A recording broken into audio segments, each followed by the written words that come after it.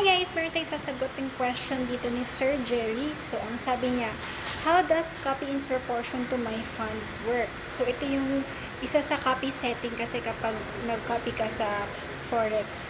So, sabi niya, so if si trader ay 300 USD ang capital, then nag-copy ako sa kanya, pero 150 USD lang ang pondo ko, does it follow na pag kumita siya ng 10 USD, ang kita ko ay 5 USD lang? At kapag nag-loss siya ng 100 USD, ang loss ko ay 50 USD lang. So, ang sagot po dyan, sir, ay depende po sa lot ratio at capital nung kinokopya nyo at sa account type. Hindi po lagi siyang applicable. Pero if yung kinakopy mo is naka-send account, most likely ganyan po yung resulta. Pero kasi kapag po yung kinokopya nyo is naka ECN or standard account, tapos hindi siya nag-set ng minimum to copy. For example, ang ganito, ipapakita ko yung ano ba yan? Wait lang. For example, bibigyan kita ng actual. Ito, yung social trader na to, si Trading S Capital, ito po yung kinakopy namin na isang Vietnamese. So, siya po kasi, ang minimum to copy niya is 1,000 USD. So, ang lot size niya is, for every 1,000 USD, ang lot size is 0.01. Ngayon, hindi siya nakaset ng minimum. Ibig sabihin, walang nakaset na minimum. Ibig sabihin, nakaka-copy sa kanya kahit ang capital is below 1,000. So, ito ipapakita ko sa inyo guys. Dito kasi, ito hindi ito yung ating main account, kaya 0% yan. So, ang naka-main kasi sa amin ay yung e-wallet. Kaya ang nakikita nyo 0% profitability. So, wag yung i-mind yan. So, pag kinlik nyo ito kasing edit, ang social trader po kasi, pwede tayong mag-set ng minimum investment.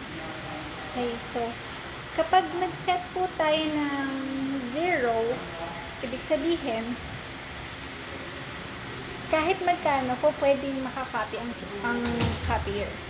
Pero kapag nag-set tayo dito ng, for example, nilagay ko 100 USD, hindi makakakopy kapag below 100 USD.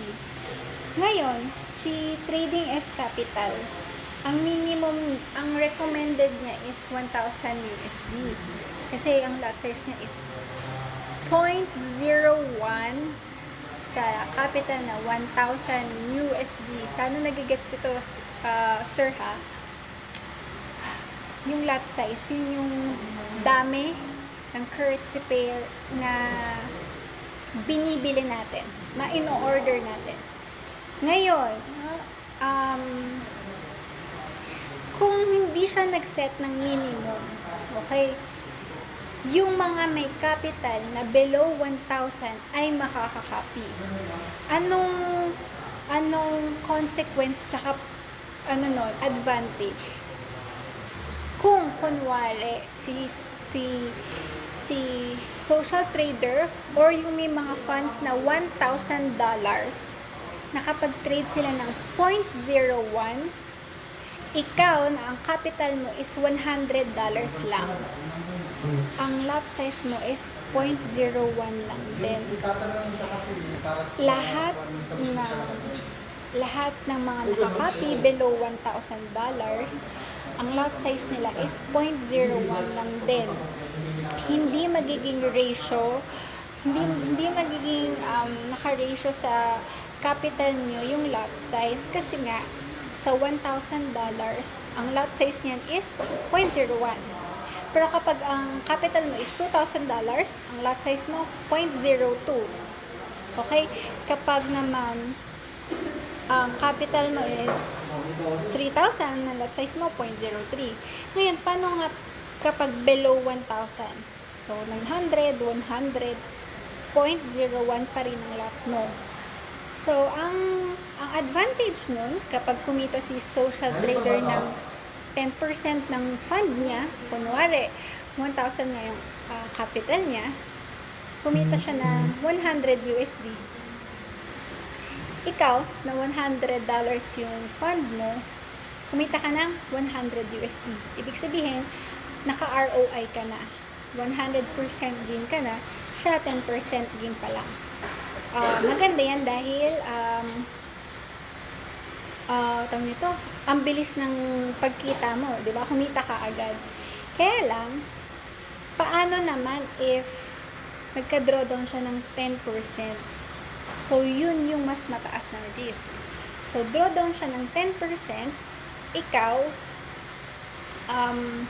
drawdown ka na ng 100%. Kasi nga, 100 lang yung capital mo. Ngayon, yung mga ganyang senaryo, pwede sanang maiwasan yan kung yung social trader na kinakopy mo ay nag-set ng minimum. For example, guys, kay BitFX Classic, ito, wala pa akong copier dito kasi yan, wala pa tayong copier dyan dahil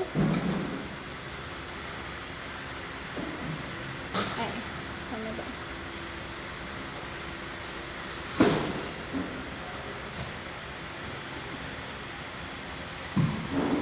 Wait lang guys, naglo-load.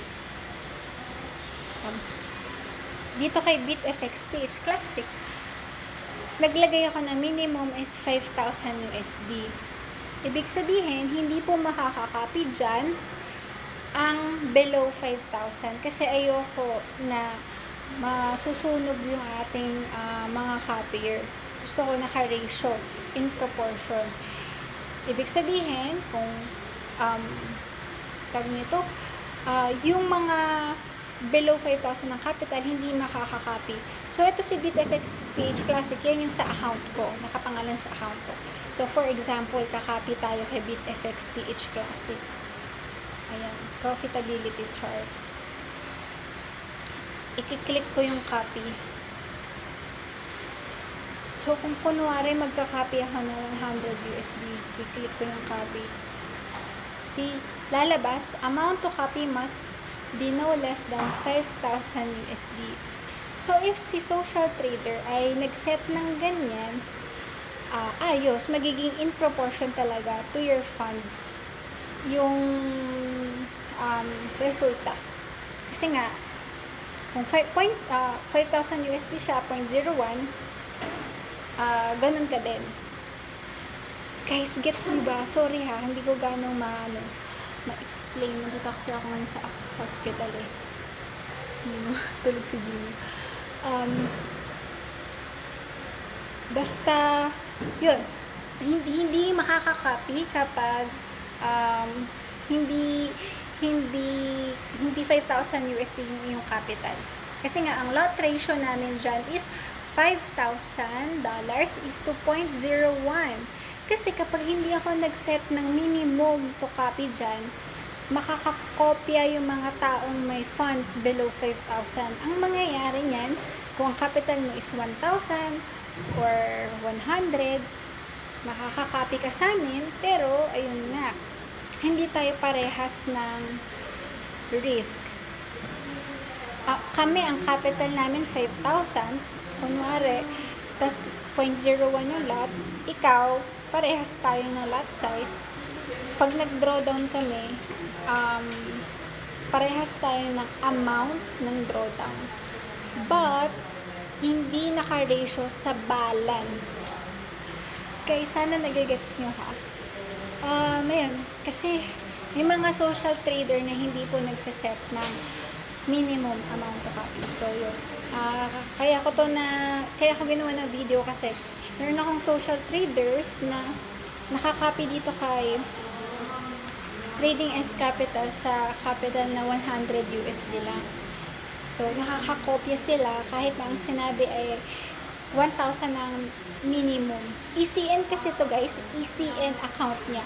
Pag sinabing ECN ang account, ang minimum na lot size yan is 0.01 which is equal to 1,000 units of currency. Kapag cent account kasi, medyo technical na to guys. Pag cent account, ang 0.01 is equal to 10 units yung in-order mo. Baga, bumili ka ng $10 kapag 0.01 sa cent account. Kapag sa ECN or sa classic account ka nag-order ng 0.01, katumbas yan ng bumili ka ng $1,000. So, ewan ko guys, nagigets niyo ba yan? Ayun lang. Pero kung ito, yung tanong nyo, kung sa BitFX PH strategy naman guys, kayo ko kopya, yun. Pag nakaset na in proportion to my funds, yan, punta tayo kay BitFX PH.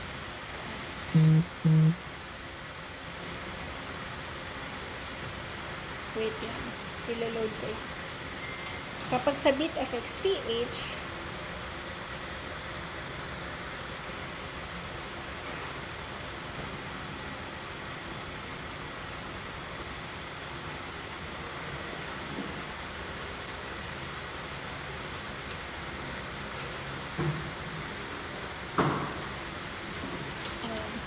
kapag dito kayo nag-copy sa amin kay BitFX PH, ang nakalagay dito, minimum is 25 USD. So, binaba ko siya ng 25 USD. Actually, ang minimum yan is 50 lang before. Kasi, $50 or 5,000 cents is 2.01 cent lot. Ngayon, bakit ko ginawang $25? Kasi, ang risk management naman namin is up to 30 to 50% drawdown. Nagka-cut loss naman kami. So, safe pa rin si $25. Ang ibig sabihin yan, kapag ang capital mo is between $25 to $50, ang lot size mo sa cent is 0.01. Kapag ang naging capital mo is $100, ang lot size mo is 0.02. Okay? Ganun. Basta, mag-set ka lang in proportion to my funds para parehas kayo na risk and reward ni social trader. Pero again, uulitin ko, hindi pare-pareho po ang sa social trader. Okay? Kaya maganda, tanungin niyo yung social trader na kinakopya nyo. And better if yun nga, naka-ratio kayo sa nila, sa assets nila, dito sa personal assets. And maganda nga, ayun, kausapin nyo si social trader para mas ma-gets nyo. Kasi yun nga, napapansin ko, yung ibang nagka-copy dito kay Trading as Capital, yun nga, may $100 nakaka-copy sila. So, if drawdown yung mga naka $1,000 ng 10% lang, sila sunog na. And then, naka-experience na ng sunog dyan. Kasi nga, hindi naka-ratio. But then, ayan, kaya ako nag-copy sa kanya, guys, kasi,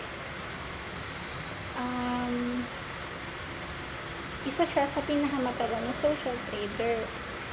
So, ayan, 7 years na siya. And, tingnan niyo yung performance niya. Very conservative, tapos yung risk niya is risk to lang. Kaya makakopy tayo dyan para diversified ang ating portfolio. Ito yung account ni Gino. So yan, 2,537 days na in ranking. Kapag magkakopy kayo guys, maganda doon sa may matagal ng days in ranking. Ibig sabihin kasi, marami nang napagdaan ng drawdowns yan, mga sakuna, mga high impact news na hindi naman siya nasusunog. Usually kasi, ang social trader kapag high risk, sana ba yung risk? Ito, yung high risk dyan, kapag high risk, mabilis silang maka-ROI. Pero, nasusunog din agad. But then, okay lang din naman mag-copy sa ganun if naka-ROI ka naman, diba, agad. So, i-check nyo lang guys kung kanino maganda kumopya. Dito naman sa ating platform kasi sa Light Finance, very transparent naman. So, kunwari ito. Kunwari yung si Super Safe. Vietnamese din to. Yan. Makikita niyo yung mga performance naman nila. Kahit na ilang 289% gain siya, pero 148 days in ranking pa lang. Pero diba, naka-ROI na. Tapos napakadami niyang copy trader sa asset. So, ito yung performance. So, basta pag magka-copy trade kasi kayo guys, expect nyo na pwede tayo magkaroon ng loss. Pero, ayan, pwede rin naman, mababawi rin naman eh. So, basta i-trade nyo lang guys yung extra nyo. Baga, kapag magka-copy trade ka, i-treat mo as para kang nag-o-order ng ganito, ng Euro USD, ng currency pair, para kang nagba-buy order sa social trader. Instead of buying Euro USD, buying currency pairs, si social trader yung kinakopy natin. Yung, ano ba yun? Nawala na naman ako.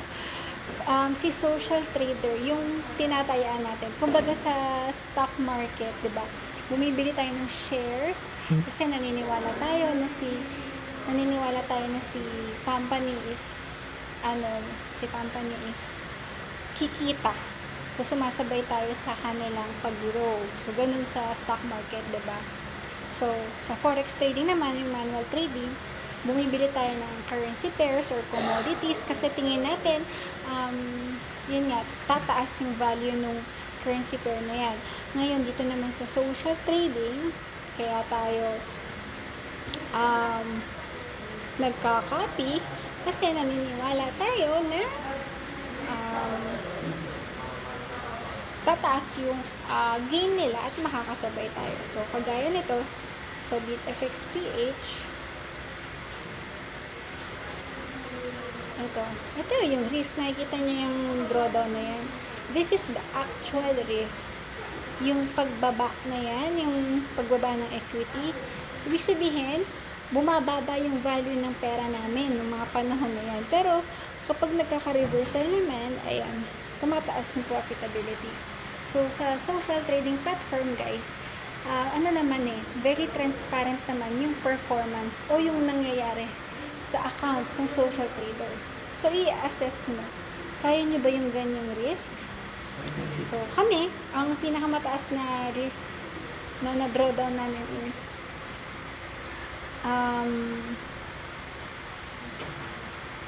28% nung September 2022 pa. Pero, this year, ayan, dito sa record natin negative 6.8% drawdown nung May. Drawdown lang to guys, hindi yan loss. Ibig sabihin ng drawdown. Nung nag-end yung May, meron kaming paper loss na 6.8% sa aming account. Hindi pa kasi nagkaka-reversal at hindi pa nahihit ang aming trade. Pero nung June 2, nagka-reversal, umayon yung trade dun sa aming nakaset na target na take profit at nahit yung take profit namin. Kaya yan, tumaas yung aming profitability. Ganon din dito. So, nag-close yung September na hindi pa kami nahihit yung TP. Pero, ayan, maliit lang naman. Minimal lang yung drawdown. Ang target lang kasi natin dito is 3 to 8% lang po. So far, ayan, goal natin kasi is tumagal yung days in ranking. Hindi tayo hahangad ng malaking profit. Masaya na ako sa 2 to 8% profit. Kasi sa bangko nga, diba? Parang 0.5% per year yun. Ito, 2 to 8% per month, not bad na yan. At least hindi tayo kakaba-kaba na masunog. So, ayun lang guys. Sa mga nakakopy sa amin, I'm sure baka maumay kayo sa bagal ng pag-grow kumpara sa ibang social traders.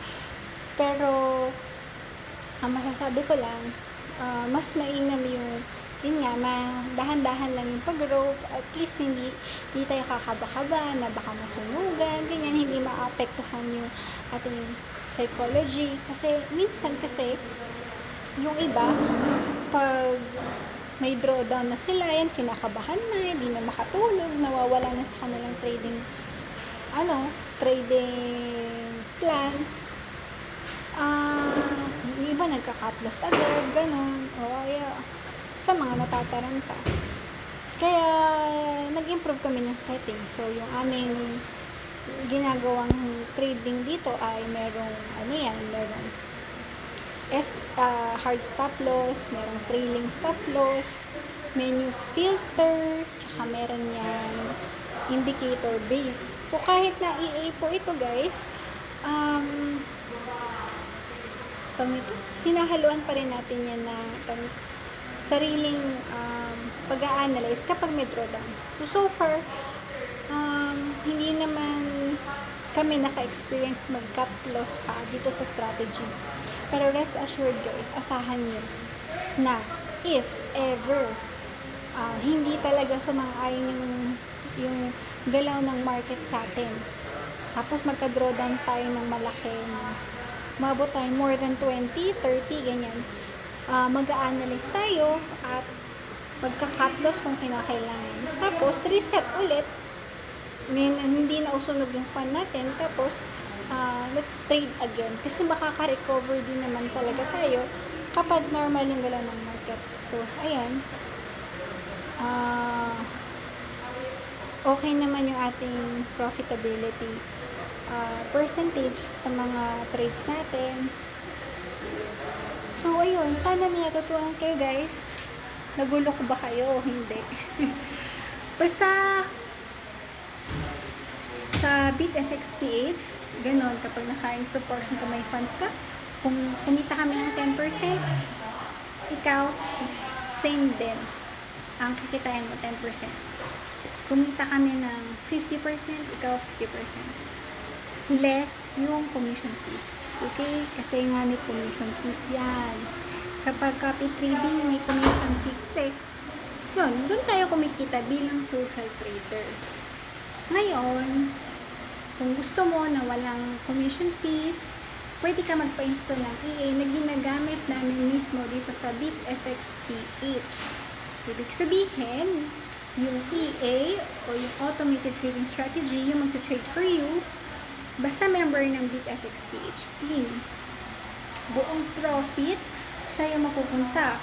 Kumita ka ng 1,000 USD, ng 2,000 USD, 3,000 USD, sa'yo yun mapupunta. Pero, trade at your own risk. Kasi po guys, hindi natin ginaguarantee na ganyan lagi yung performance. Okay? So, ito, hindi natin ginaguarantee na laging ganyan.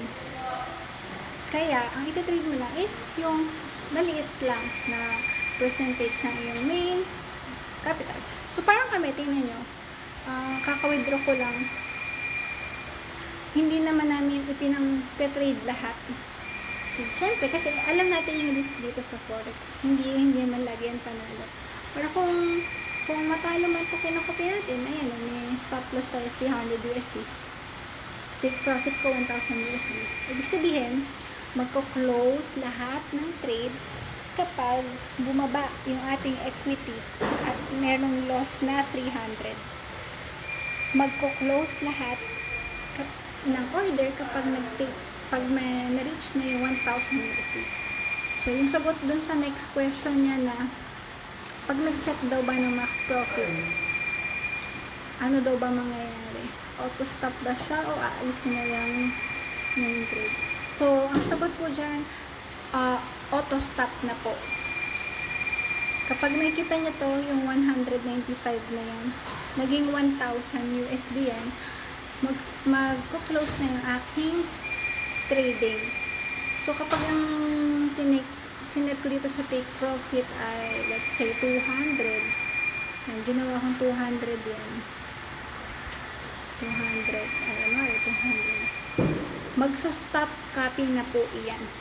Lahat ng open trades, magko-close lahat. So, ayun. Ito naman, max loss. If ever may drawdown ako, 30% drawdown yung risk management ko dito. If matalo sa social trader na 30%, o ako ng 30%, yan ako. Close na. Tanggap ko na, natalo na ako. Ganon. So, parang di ba, pag nagtatrade tayo ng manual, di ba, per trade, sabi nila, mag-risk tayo ng 1 to 2% per trade. So, if na-hit yung SL natin, eh, ganun talaga. Hindi naman laging panalo. So, go tayo sa next trade naman. Hindi naman lagi yung talo. Kahit anong strategy, guys, walang guarantee. Kahit ano pa yung tinuro sa yung strategy, may chance na mahihit pa rin ang iyong stop loss. Hindi laging aayon ang galaw ng market sa'yo. Ganon din sa copy trading.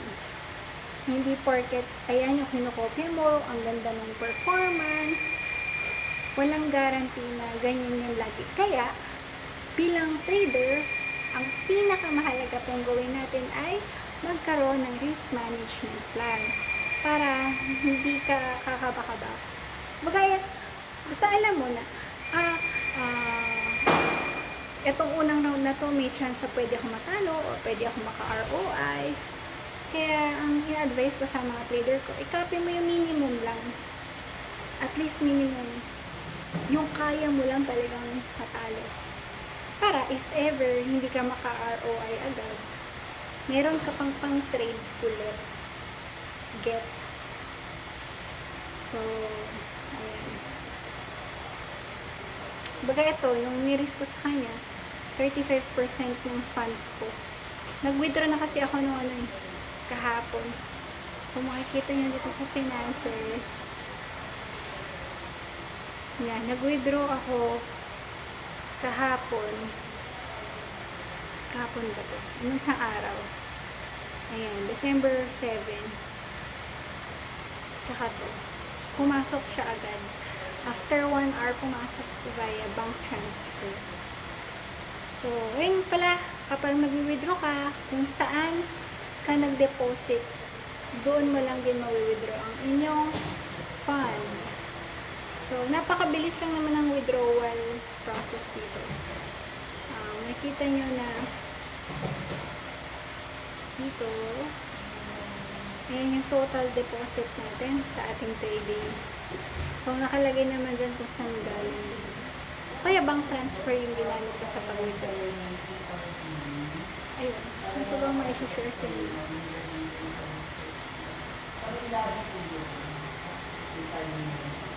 Tapos kapag magka-copy kayo guys, dito,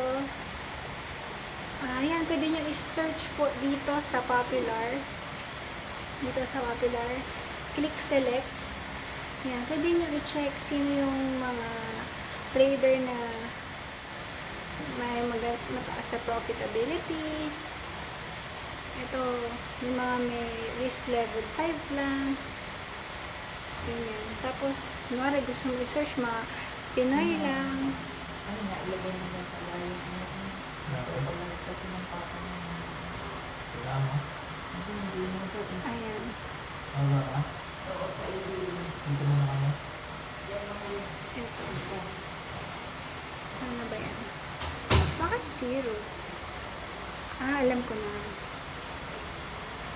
Kasi nakalagay dito 1 month. So, dito guys, i-change nyo dito.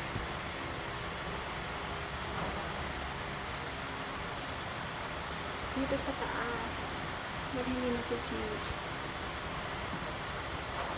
Ayun. Pwede mo i-change kunwari 1 year. Para makita nyo yung mga may more than 1 year na yung performance. Kasi mas maganda kung mag-copy ka dun sa matagal na yung account para kumbaga tested na talaga yung strategy. Pero again, hindi po yan guaranteed. And maganda na kumopya ka sa Pinoy. Yan. Hanapin natin mga Pinoy. So, ito guys, yung mga Pinoy na pwede nyong kopyahin. Siyempre, nandito si BitFXPH. Isa sa top social trader na may pinakamaraming copiers. Ayan.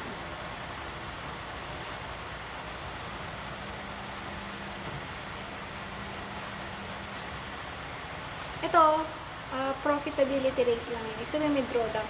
Pero para makita niyo yung actual gain sa my FX book, ito, nakalagay naman dito yung ating portfolio. Okay? I-open nyo yan. Open.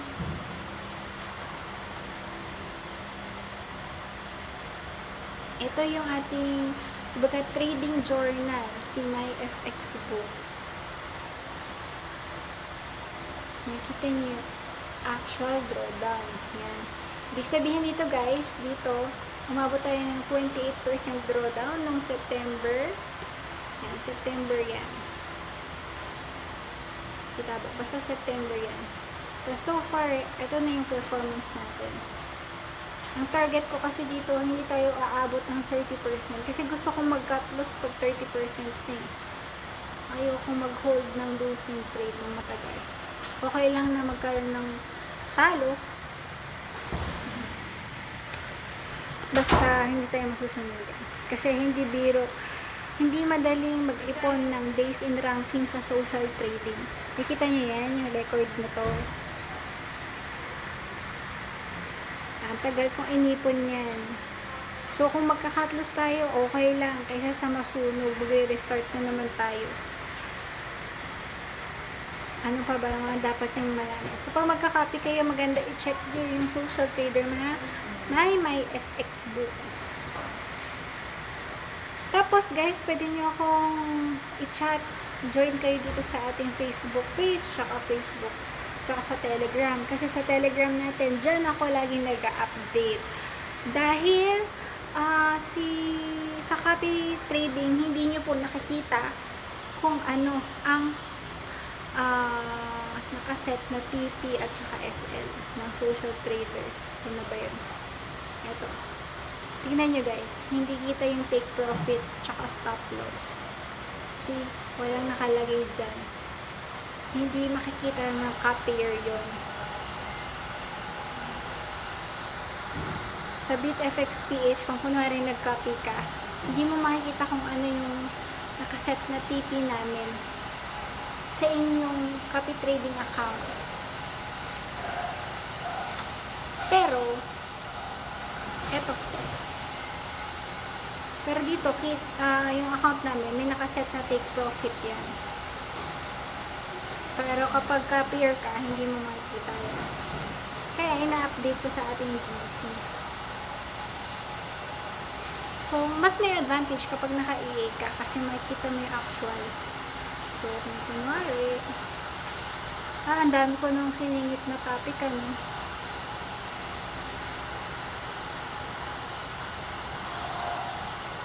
Pero, ayan, yung ganito mga details, guys, hindi nyo ito makikita kapag copier ka.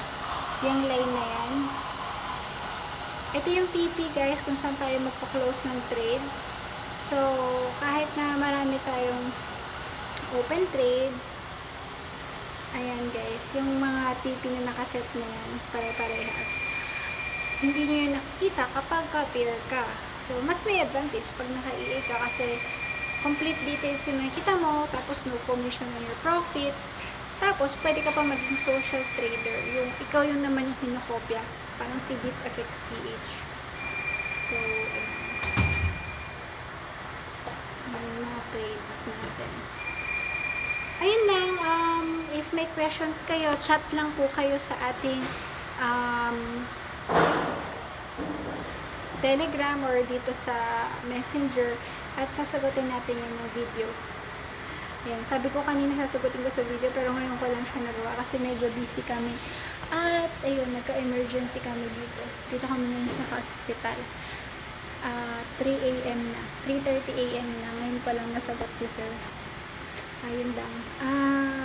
So, Sabado ngayon, walang trade po sa Forex. Wala tayong trade. Mamayang 5 a.m. magsasara na yung Forex. Kapag nagsara ang Forex market, ito, magpo-pause yan. Ibig sabihin, yung open trade natin, nandyan lang yan. Tutuloy yan sa Monday na ulit. So, yung paggalaw ng presyo ng mga tinatrade natin, yung nakikita nyo yung galaw na yan, hihinto yan kapag weekend.